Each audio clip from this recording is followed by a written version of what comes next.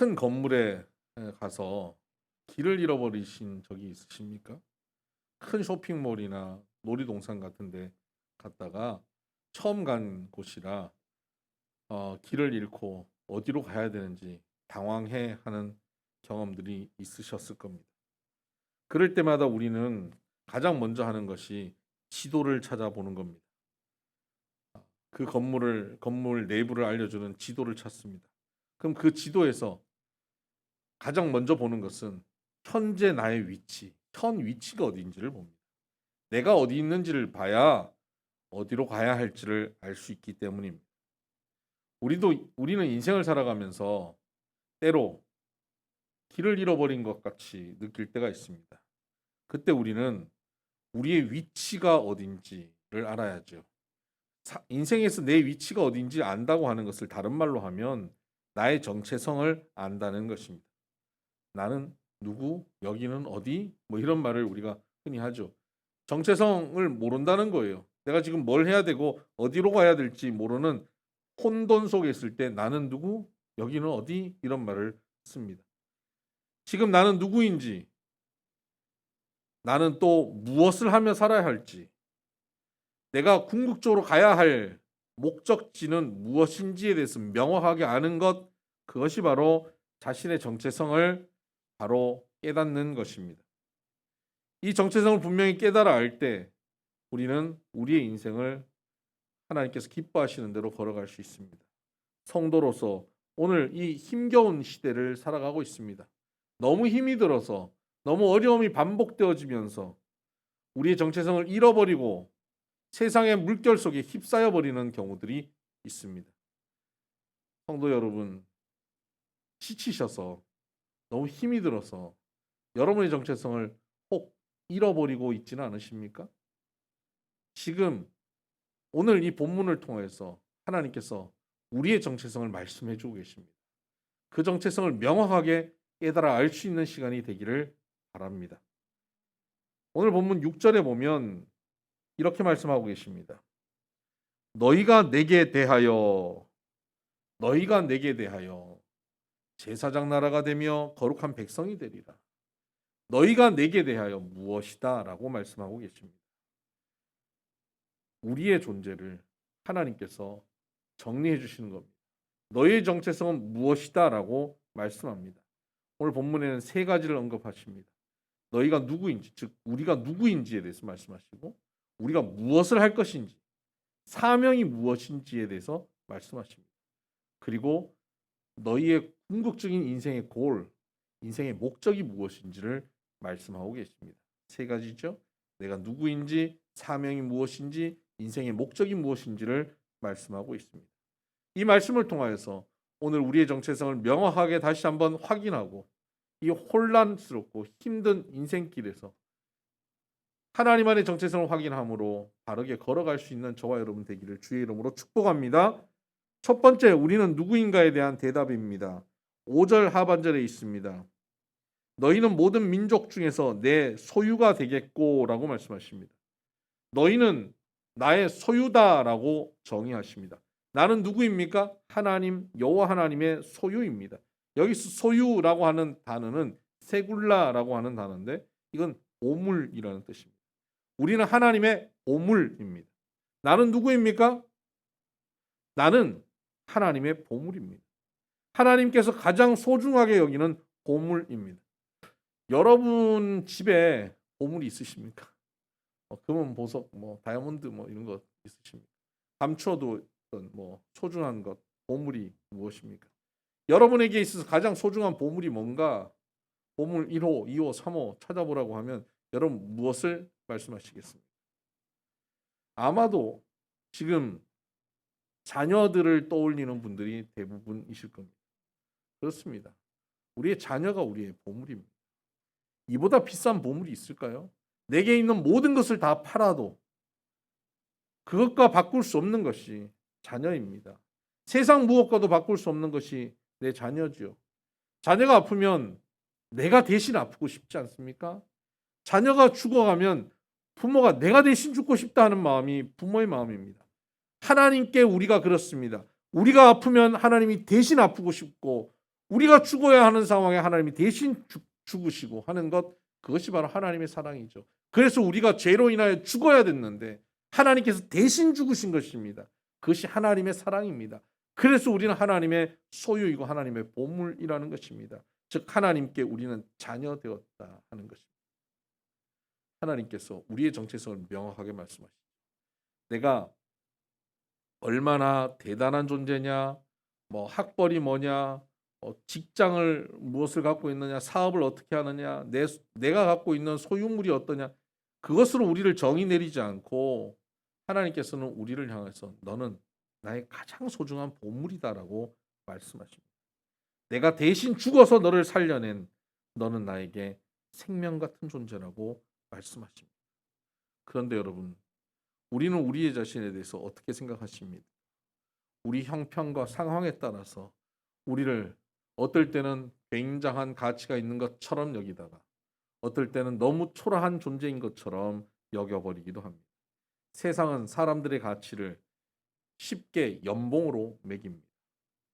저 사람의 몸값이 얼마다라고 쉽게 말하기도 합니다. 그래서 우리는 사람들을 이렇게 연봉을 가지고 사람의 가치를 측정하는 세상 속에서 우리 스스로의 가치도 그렇게 여기는 경우가 많이 있습니다. 그래서 경제적 활동을 하다가 못하게 되면 나는 이제 아무 쓸모없는 사람이라고 생각하는 경향이 우리 사회에 있습니다. 경제적으로 실패하면 내 생명을 쉽게 포기해버린 사람도 있고, 학생들은 성적에서 실패하면 자신이 무가치하다고 여기고 자신을 포기해버리는 학생들도 있습니다.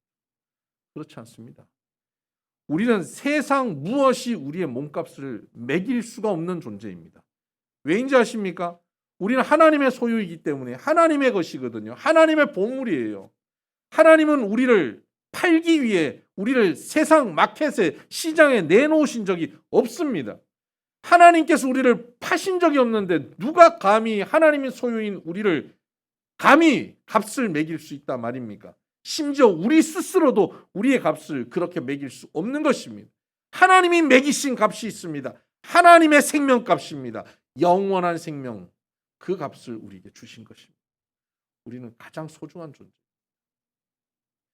여러분의 자녀가 어떤 일로 인해서 실망하고 그 주저앉아서 나는 이것밖에 안 된다고 절망하고 있을 때, 그래 너는 그렇게밖에 안 되는구나라고 말해줄 부모는 아무도 없습니다.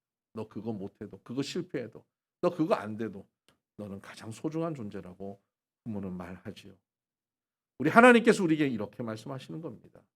지금 네가 이룬 것, 네가 가진 것, 그것이 너를 정의 내리지 않는다. 너는 나의 사랑이 너를 정의한다라고 말씀하실 겁니다. 여러분의 여러분 된 것은 하나님의 사랑으로 정의하는 것입니다. 여러분은 하나님의 것이고 하나님의 소유고 보물이고 하나님의 자녀입니다. 하나님의 생명을 걸고 영생을 내어놓고 여러분을 사신 하나님의 것, 하나님의 가장 귀한 존재임을 기억하시기를 바랍니다. 이것이 내가 누구인가 하는 가장 근본적인 답입니다. 나는 하나님의 자녀입니다. 이 세상 무엇이 나를 흔들 수 없습니다. 어떤 환경도 나를 함부로 평가할 수 없습니다. 나 스스로 함부로 평가했던 그것이 얼마나 심각한 죄인지 깨달으셔야 합니다. 하나님이 나를 가장 소중하게 불러주셨습니다. 두 번째, 우리의 정체성은 사명에 관한 정체성입니다. 6절 보십시다. 너희가 내게 대하여 제사장 나라가 되며, 우리의 사명은 제사장 나라입니다. 제사장은 어떤 일을 합니까? 하나님과 세상과 하나님과 사람과 관계를 회복시키는 역할, 연결시키는 역할을 합니다. 세상 사람들이 하나님께 예배하는데 돕는 역할을 합니다. 하나님 앞에 가서 이 세상의 모든 사람들의 죄에 대해서 대신하여 하나님께 기도하는 중보자의 역할을 하는 것, 이것이 바로 제사장의 역할입니다. 제사장은 세상과 하나님을 화목시키는 역할을 하는 것, 화목케 하는 역할이 제사장의 역할입니다. 하나님을 세상에 알지 못하는, 하나님을 알지 못하는 사람, 믿지 못하는 사람들에게 하나님을 소개해야 합니다. 하나님이 얼마나 너희들을 사랑하시는지, 하나님이 온 우주 만물을 창조하시고 만왕의 왕 되시고 우리의 인생을 이끄시는 분, 너희 인생을 책임지시는 분임을 그들에게 보여주어야 합니다. 세상 가운데 하나님을 보여주는 역할이 제사장 나라로서 우리의 역할입니다. 제가 어릴 때 학교에서 전도를 하다 보면 친구들이 저한테 그런 얘기를 했습니다. 야, 하나님 보여줘봐. 그럼 내가 믿을게. 절에 가면 부처님이 있는데 교회 가면 하나님 없잖아. 십자가만 있고. 하나님을 보여줘봐. 그럼 내가 믿을게. 그런 친구들의 말 앞에 제가 논리에서 더 이상 이길 힘이 없었어요. 하나님을 보여줄 수가 없었거든요. 가만히 생각하니까 절에는 부처님이 앉아 있는데 교회는 하나님이 안 보이시는 거예요. 그냥 하나님 계신다고 내 마음속에 있다고 믿으라는 거예요. 너무 아쉬웠어요. 교회에도 저 강대상 앞에 하나님 딱 이렇게 모셔놓으면 좋겠다라는 생각을 했던 적이 있습니다. 그런데 이후에 말씀을 통해서 하나님을 세상에 어떻게 보여주는지 명확하게 알게 되었습니다. 마태복음 5장 16절에는 이렇게 말씀하십니다. 너희 착한 행실을 보고 하늘에 계신 너희 아버지께 영광을 돌리게 하라. 하나님께 영광을 돌리게 하나님 아버지를 세상에 보여주는 방법은 너희 착한 행실을 보여주는 것입니다. 세상에 예수 그리스도를 보여주는 방법이 뭔지 아십니까? 예수의 몸을 보여주는 방법이 있습니다. 그것은 예수의 몸된 교회가 세상에 예수로 보여져야 하는 것입니다. 세상 가운데 보여지는 육안으로 볼 수 있는 예수님의 몸은 교회입니다. 교회는 예수님의 몸이라고 했습니다. 그 교회인 우리가 세상에 예수님으로 보여져야 합니다. 하나님으로 보여져야 합니다. 그런데 교회가 그것을 보여주지 못하면 세상은 하나님을 인정할 수 없는 겁니다. 교회가 오늘 한국교회가 세상에서 욕을 먹고 있습니다. 왜 그럴까요? 세상에 예수님을 보여주지 못해서, 하나님을 보여주지 못해서입니다. 무엇을 통해서 하나님을 보여줍니까? 너희 착한 행실을 통해서 보여준다고 했습니다. 그런데 우리는 세상 가운데 무슨 얘기를 합니까? 야, 교회 건물 봐라. 얼마나 대단하게 지었냐. 우리 교회 교인들이 얼마나 많은지 아느냐. 우리 교회 정치인이 누가 나오고 경제인이 누가 있고 교수가 누가 있고 대학 총장이 있고 이러한 것들을 통해서 교회가 얼마나 대단한지를 보여주려 합니다. 우리 교회 나온 누구누구는 이렇게 성공했고 저렇게 성공하고 기도하고 어떻게 응답받았다. 이것을 가지고 세상을 감동시키려고 합니다. 여러분, 세상에는 교회 안 다니는 사람들 중에 그런 능력 있는 사람도 훨씬 많습니다. 그것으로 세상을 감동시킬 수 없습니다. 세상을 감동시키는 것은 예수 그리스도의 사랑으로 감동시킵니다. 더 섬기고 더 정직하고 손해 볼 줄 알고 낮아져서 예수님의 사랑을 실천함으로 세상을 감동시켜야 합니다. 교회가 지금 세상에서 지적받고 손가락질 당하고 욕먹는 이유는 교회가 힘이 없어서가 아닙니다. 교회가 사랑이 부족해서. 우리가 오늘 더 힘을 많이 가져서 정치 권력을 우리가 장악하고 언론을 장악하고 해서 교회를 욕하고 있는 이 모든 이 분위기를 바꿔버리고 이미지를 바꿔버리면 그러면 교회가 욕을 안 먹을까요? 그렇게 해결하려고 해야 합니까? 아니요, 그렇지 않습니다. 우리 모두 십자가 지고 우리 삶의 자리에서 가장 낮은 자리로 내려가야 하는 거예요. 고린도후서 5장 18절에는 하나님께서 우리에게 화목해 하는 직분을 주셨다 그랬습니다. 그것이 제사장 직분입니다. 우리가 세상을 살아가며 화목해 하는 직분을 가진 사람으로 살아야 하는 거예요.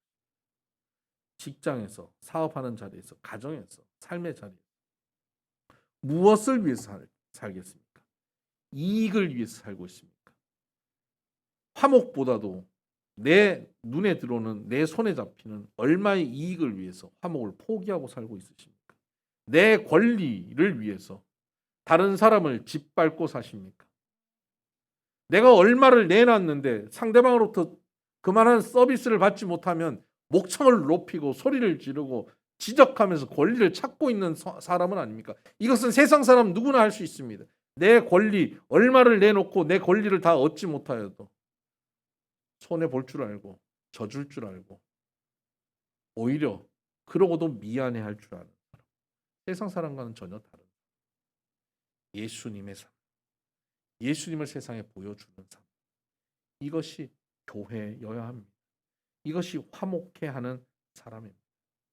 오늘 우리는 무엇을 하고 삽니까? 무엇 하느라 바쁩니까? 무엇 하는데 우리의 에너지를 사용하고 계십니까? 너무 바빠서 사랑하는 가족과 배우자와 자녀와 대화도 잘 못하고 그들의 고민을 같이 듣지도 못하고 공감도 하지 못하고 살아가고 있다면, 그래서 가정이 깨어지고 있다면 바쁜 것이 무슨 의미가 있습니까? 우리의 에너지, 우리의 시간을 우리와 함께하는 사람들과 화목하게 하는데 사용해야 합니다. 오늘 만나는 사람, 오늘 나와 함께 살아가는 사람들과 화목해야 합니다. 어떻게 화목하시겠습니까? 옳고 그름을 따져서 화목하시겠습니까? 너 이것만 고치면 우리 화목할 수 있어. 나도 이거 고칠 테니까 너도 그거 고쳐. 라고 지적하면서 화목할 수 있겠습니까? 상대방의 잘못을, 노아의 아들 셈과 야벳이 노아의 연약함을 뒷걸음질 치고 들어가서 덮어드림으로, 허물을 덮음으로 화목함을 이루어가는 것처럼 오늘 우리 서로의 잘못을 보면 뒷걸음질 치고 들어가서 덮어줄 수 있는 그런 용납과 사랑과 섬김으로 우리는 화목하는 직분을 감당하게 되는 것입니다. 이 화목하게 하는 직분, 제사장 나라의 직분을, 그 사명을 우리 힘과 시간과 에너지를 사용하여서 꼭 이루어 가시길 바랍니다. 명절이 다가오고 있지요. 명절에 갈등이 있는 가정들이 있습니다. 이번에는 이 명절에 여러분들이 그곳에서 화목해하는 직분으로서 그 명절에 그 가정에, 가문에 기쁨이 넘치게, 화목이 넘치는 하나님 나라를 이뤄낼 수 있게 되기를 주의 이름으로 축복합니다. 마지막은 세 번째, 거룩한 백성입니다. 6절 중반에 거룩한 백성이 되리라 말씀하셨습니다. 우리에게 하나님께서는 거룩하라고 말씀하십니다.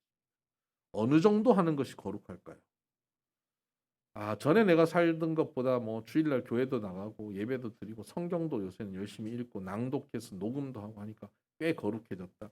여러분, 그 정도로 우리를 거룩하다라고 말씀하지 않습니다. 하나님이 우리에게 갖고 계신 거룩의 기준은요, 하나님이십니다. 나 저 권사님 정도, 나 저 장로님 정도, 그 정도나 신앙생활하면 거룩해질 것 같다. 그 정도로 하면 안 되는 거예요. 사람이 기준이 되어서는 안 되는 겁니다. 하나님이 기준이 돼야 돼요.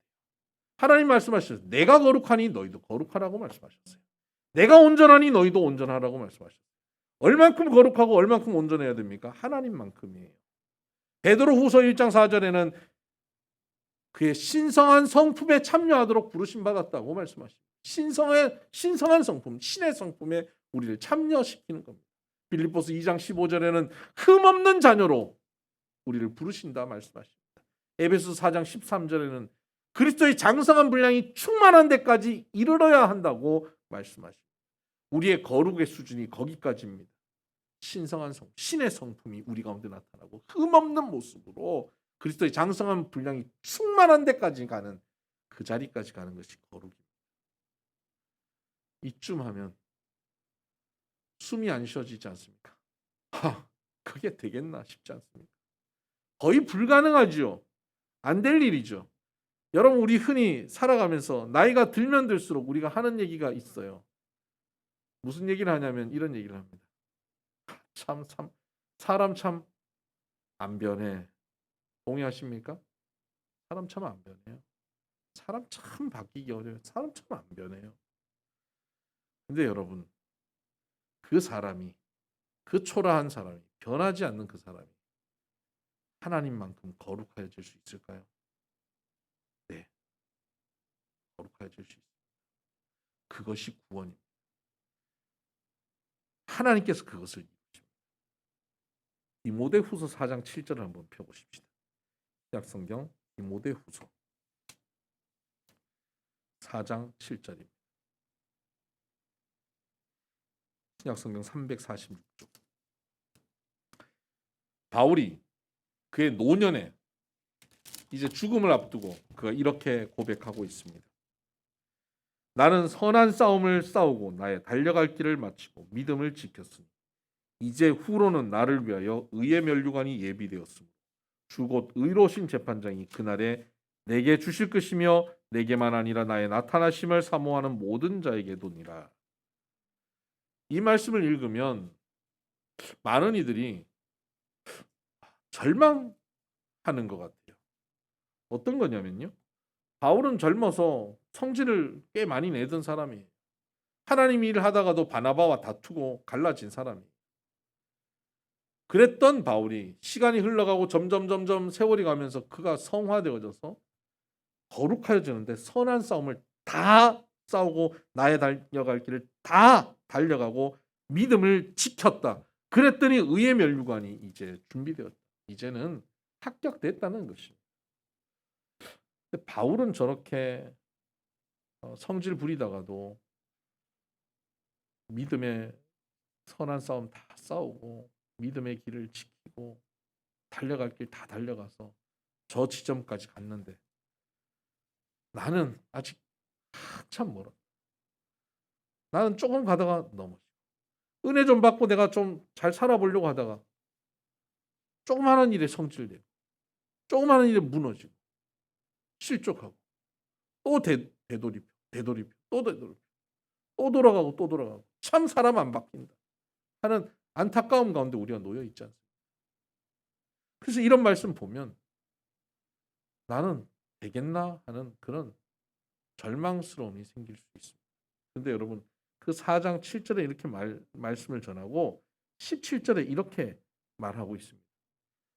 주께서 내 곁에 서서 나에게 힘을 주심은 나로 말미암아 선포된 말씀이 온전히 전파되어 모든 이방인을 듣게 하려 하심이니 내가 사자의 입에서 건짐을 받았느니라. 18절 주께서 나를 모든 악한 일에서 건져내시고 또 그의 천국에 들어가도록 구원하시리니 그에게 영광이 세세무궁토록 있을지어다. 아멘. 바울은 자기의 선한 싸움을 다 싸우고 달려갈 길 다 달려가고 믿음을 지켰다고 말을 하지만 그것이 바울의 힘과 능력으로 의지로 달려가고 지킨 것처럼 보였지만 그는 뭐라고 고백하냐면 주께서 내 곁에 서서 힘을 주셨고 주께서 나를 악한 일에서 건져내셨고 주께서 나를 천국에 들어가도록 이끌어 주신다라고 말씀하고 있습니다. 내가 선한 싸움 싸운 것이 아니라 주께서 내 곁에 서서 내게 힘 주셔서 주께서 나를 이렇게 세워주셔서 내가 악한 일에 넘어질 때 건져주셔서 그 자리까지 달려가게 하셨다라고 고백하는 것입니다. 바울이 변하기 어려운 그 인생을 바울이 열심히 노력하여 변화시킨 것이 아니라 하나님께서 노력하셔서 바울을 변화시킨 겁니다. 이것이 구원입니다.